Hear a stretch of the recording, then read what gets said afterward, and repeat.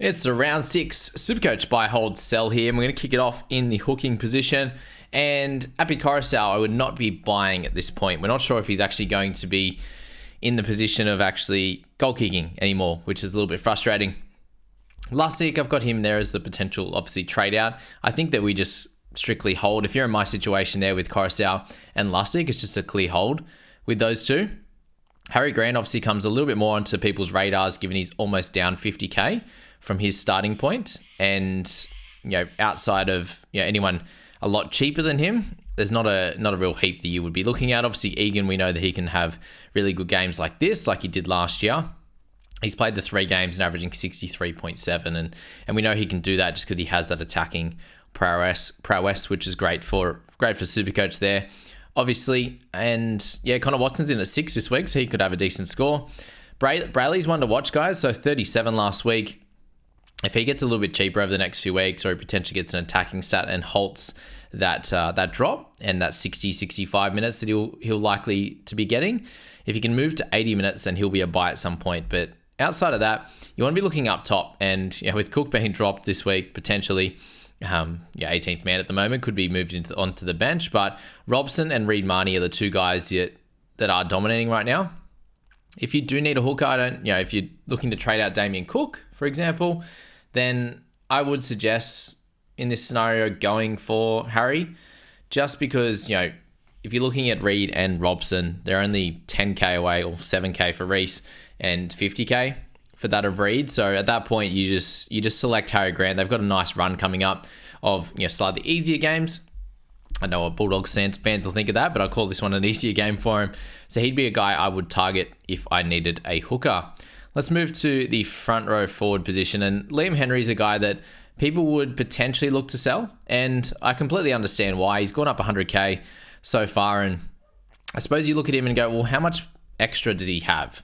With Fisher Harris back, them on a bye this week, has the break even that's a little bit cooked, obviously. We'll pop that up now at 52. So he's not going to make money over the next at least week when he comes back in round 7. So maybe this is the week that you could trade him out. And you probably expect him to get to like 400 at most. So I understand why you might look to do that. Terrell May, I think he's a hold as well. He's had one bad week. Hopefully he gets back to some decent minutes. And if he doesn't this week coming up, then you can look to trade. But at 500k, he can hit 50, 60, 70s. He's a guy you must hold.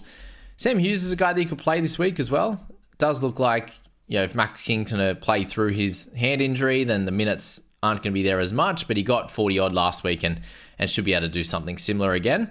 Would you buy him this week? Look, people are looking to sell him. So I think I find it hard after 1 week that he then becomes a buy. But, the big thing there is he's not going to score a try every week. So if he goes back to a 40, his money making slows down a bit, and he averages sort of 30 odd from there in 30 odd minutes, then that's kind of all you should expect, and not a lot of price gains from there. In this position, there's not a lot to target, to be honest with you. There, like if you're, I think there's more 2RF targets. So Curran, moving him to front row forward could be an option. Something I'm potentially looking at if you want to bring in an Angus Crichton or something like that is where you might be adding your side. If you've got Ruben Cotter in your 2RF, he could be moving up to front row forward. I do think Curran's obviously a really solid buy. They are out in a couple of weeks in round 8. So just be aware of how many dogs that you do have in your side. Stefano's a really interesting one. He's averaging 62.5. He played extended minutes on the weekend, got a line break as well. So do expect him to average somewhere in the 60s this year, early 60s. Exactly where he is, I think, would be good, with some games in the early 50s, some games in the mid 60s there, and averaging somewhere around that 60 mark, I think would be cool for Stefano. So 555 with no buy until round 13, and we'll play a lot of those games through that period, unless he plays Origin. I think he's a solid one. Along with Josh Kerr, with the injury to Flegler, he has been named this week, but you'd imagine Kerr doesn't lose any minutes from where he's at this point, and can still average somewhere in the 50s, but he is up 100k, so that's frustrating. As I said with Flegler, he's been named, so I think he's a clear hold. He's been doing good work, and I think he can get back into that form and get his average back up into the 60s and do good things. But we'll have to see if he's actually, he actually plays this week, or he's just been named for now in hope that he can play going forward. Anyone else in this position? Leo Thompson kind of playing all right. Jolliffe, we're leaving him now. He's gone up a decent amount. Anyone else? No, I think we're good. Francis Molo was the other one that's kind of doing well, but I don't think we can select him. Just a little bit too inconsistent at this point. Sibley, a couple of good, one good game for him after his slow one in the first. Yeah, that's it. Bentakura. Willison was kind of the other one that you could probably look at, I suppose, given he has played a couple of games now. For a 43 average, is at 265. So if you do need to cash down, him or Hughes could work out pretty well now that he is back from his head knock. So that's pretty good for him. And let's move to the 2RF now. So if you're looking at my players there, Eli Katoa, if you do want to pay the 680, then that could definitely work. Otherwise, there are a few options here that you can look at. Both for more, I think he's a hold now after his good score. Pierce Paul, probably not buying him now. He's gone up a good amount of cash, and that 50 slows him down a little bit, so no urgency there. Smithies, I think, has got a good amount of money to make now. We do see Horsburgh being out for 6 to 8 weeks as well, so I think that helps Smithies with his minutes too. So holding him, playing him, I think on a weekly basis is good. Jackson Ford, 134k he's gone up. That's wild. So very impressive from his standpoint. He won't play Origin, so he's a guy that under 700k that could come out and continue to do well. They put him in great positions to score tries. So similar to that with Olakau'atu. Olakau'atu does it himself a little bit more than what Ford does. But running those great lines, he's going to score tries. So he's definitely someone to look at who won't play Origin, which is cool. Probably what you want to be looking at from round 6 onwards, guys, is players most likely that won't be in that Origin setup and can be in your side long term, which is great. Exactly what you're looking for there. Hudson Young, a good game for him. I think avoid for now. Kick out, not sure what happened with his leg. It sounds like he's going to be fine, which is good. But he's up 83k, and he was the mid-ranger of the year, wasn't he? In the end, there weren't many good ones. He's the only one that's kind of gone up a fair bit, along with Curran averaging 58.8 there. If you started with him. Next on the list, we've got a few guys out up here. Dylan Lucas is one of them. We've got Angus Crichton is the next guy on the list as well, who's really important. And guys like Isaiah Papali'i, if you're holding him, sweet. If you haven't got them, I think they're just to leave out of the way at the moment. You got Sean Lane, I think is a hold this week, but he's worrying as well, along with Dylan Brown, who I've got in the side as well. Don't have Lane in this one. I've got him in the head-to-head side, but he's a little bit of a worry. Lucas, there's some news that Frizzell's hamstring is a bit more moderate than it is minor. So, Lucas could get sort of a 3 or 4 week play in that one and make you some money, score some good points in the center wing or the 2RF. So look at him for sure. But I do think that you can get a couple of guys a fair bit cheaper that are probably safer in their side longer term. And that's Angus Crichton and Sean Blaw. So they're the 2 mid-rangers I'd be looking at. You got Nat Butcher in there, welcomes his first child into the world, which is cool. Satilli's a sell, so I think you can straight swap him for Crichton. That's a very easy one to do.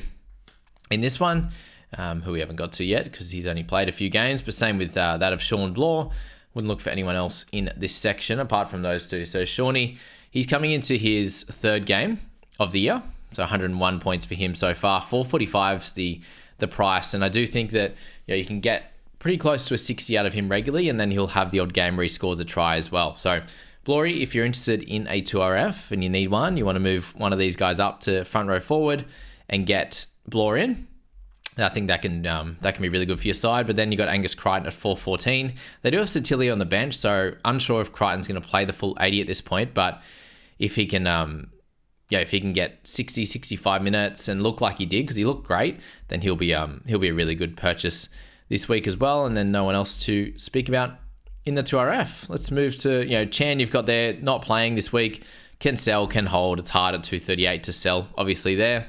Halfback position, Nico Hines is the clear purchase of the week, obviously. And then you've got guys like DCE Johnson, Matty Burton, obviously split between half and 5/8 there. Went up 77k this week. So incredible work from him. He was down 60k. Johnson was down 130k and DCE was down 110. So those 3 guys have come back with a bang. And look, at 600k, Burton's a pretty solid one in the 5/8 position. If you wanted to go Brown to him, it does seem a little bit sideways, but he's playing much better. They do have a tough matchup against Melbourne, so I'm not sure how that's going to go But yeah, Burton's so obviously someone that can cover both half and 5/8. He was the play last week. We didn't think it would be, but anyone who did or anyone who has him, I've seen a bunch actually that vice captained him and looped that in, which was great. So good on you. Johnson, I think that this is the correct time to buy. Last week obviously was, along with this week as well. He'll start to go back up. He's down another 100k from where he was at. I think he can average somewhere in the mid 70s, along with DCE, who has lost a fair bit of cash as well. Obviously, the difference with Johnson is that he won't be playing Origin and DCE will. But I do think that now we've got through last week, trying to get in Hines is the play.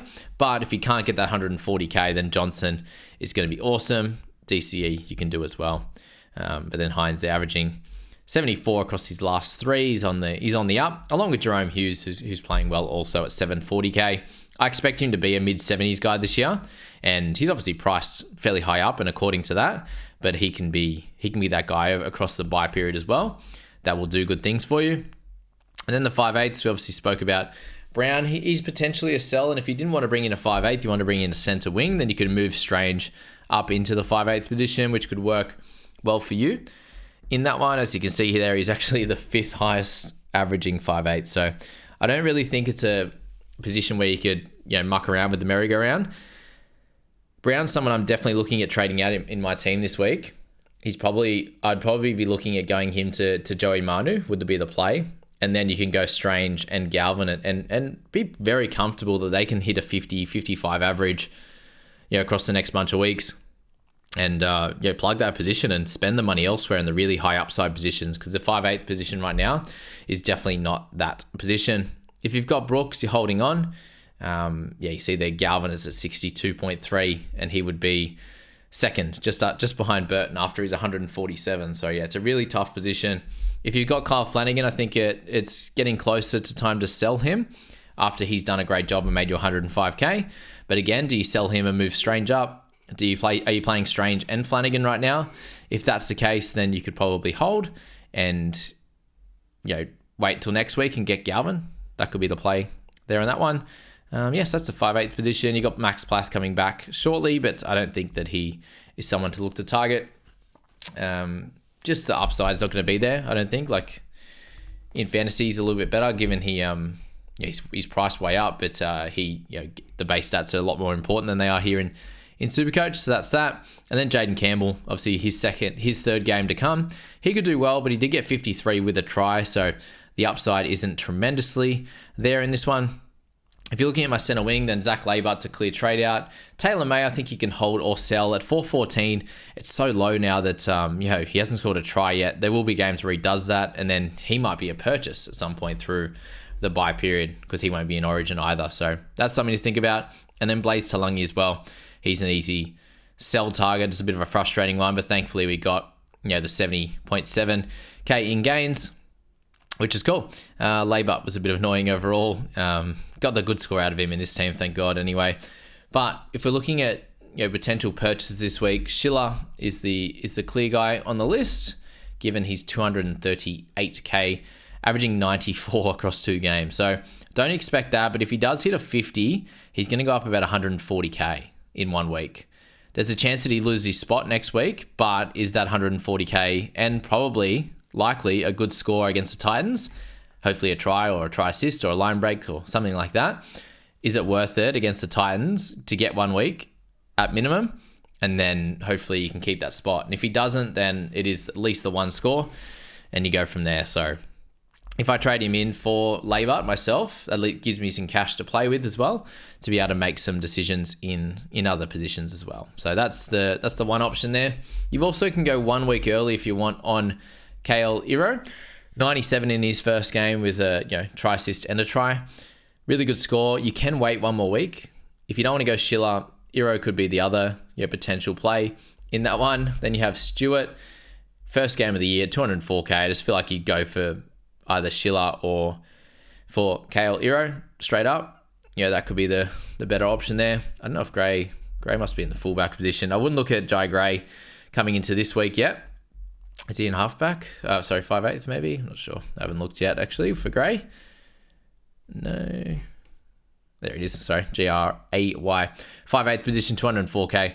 He's someone as well, but with the bye next week and potentially only getting 3 games, I don't think he's worth it. So yeah, that's my general thoughts with those cheapies in the center wing, is to go in that order. If you're looking up top, I would just go for Manu over Lomax. I do think that the Roosters have a fairly solid draw to come up. Nothing crazy. They got through a fair few of the hard games. So it'd be him. Would be my first pick, just over Lomax in this top section. I think Hammer's a little bit too late to buy him now. Holmes, you can obviously continue to buy, but he's 868 now, which is pretty crazy. I think I got him at 800. Still expensive. Mulitalo, 732. He comes back off his buy, so he's obviously someone you can look at, but he's very expensive in my opinion. Then you've got some guys that are kind of scoring pretty well. Obviously Savage with a 90, goes up 40 odd K. He's up 120 already, so that's a bit of an annoying one. Karaz, a little bit frustrating on his base stats at the moment. His base and power has been fairly low apart from that one massive game. Eisenhuth, it's a bit late to buy now. He's up 107k now. Jesse Arthurs is a very interesting one. So he comes into this week off a 26k gain. It could have scored 100 and something there. But they come up with a much better draw.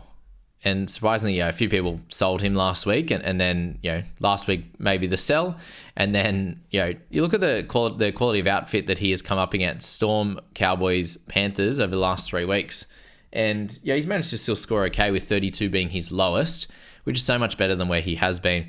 But over the next few weeks, it's Dolphins, Raiders, Tigers, Roosters, Para, Manly, Titans before they have a bye in 13. So he's definitely not the worst pick. Not sure if it's something I'd be looking to do, but he's definitely someone you could grab. We know that Dallin Martinez-Lesniak is an absolute gun and can score a lot of tries down that side. So he's a cool one. Can't believe I sold Bostock after round 1. What a frustrating one there. I think I kept keeping Hutcho I think was helpful, but keeping Salmon I think I only made maybe 40 or 50k from him over Bostock, so I missed out 100k there. Not the worst, but could be better. Dean Mariner's ready to be sold. He's only in for a few weeks. He's going to be out for a few weeks, I should say. Dominic Young, he's a sell as well. I think just go for Manu if you can. Outside of that, there's not a heap of top tier guys that you should look to target, given most of them are in that cheaper price bracket. I think you're going for Schiller, you're going for Kale Iro if you do need another center wing, apart from the guys up top that I mentioned.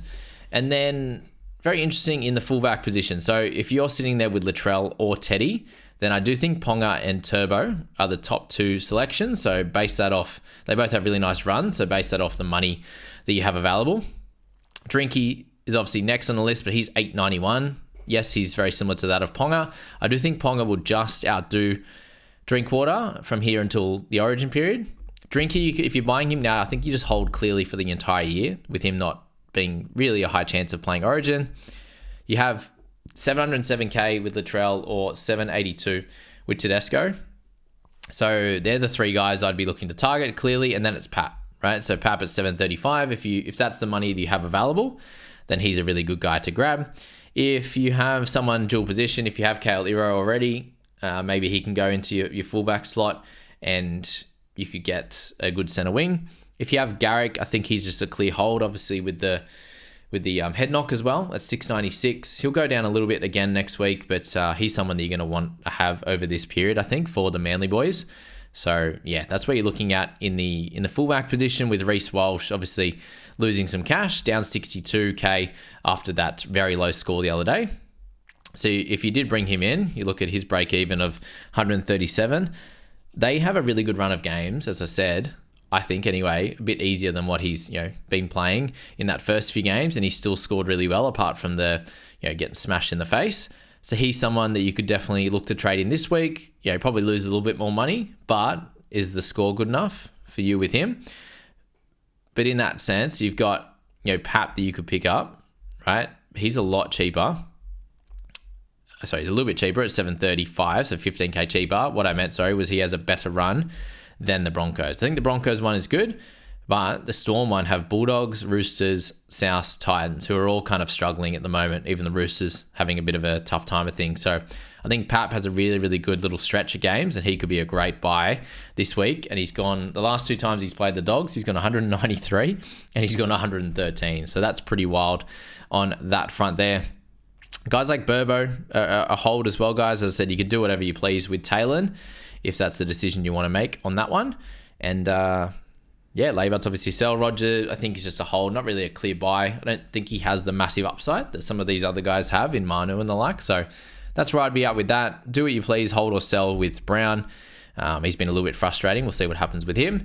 But yeah, thanks for joining me for this video, guys. Buy, hold, sell for SuperCoach. Listen on podcasts, jump on the YouTube video. Either way works perfectly. Thank you so much for being here, and we'll get into the fantasy videos later today.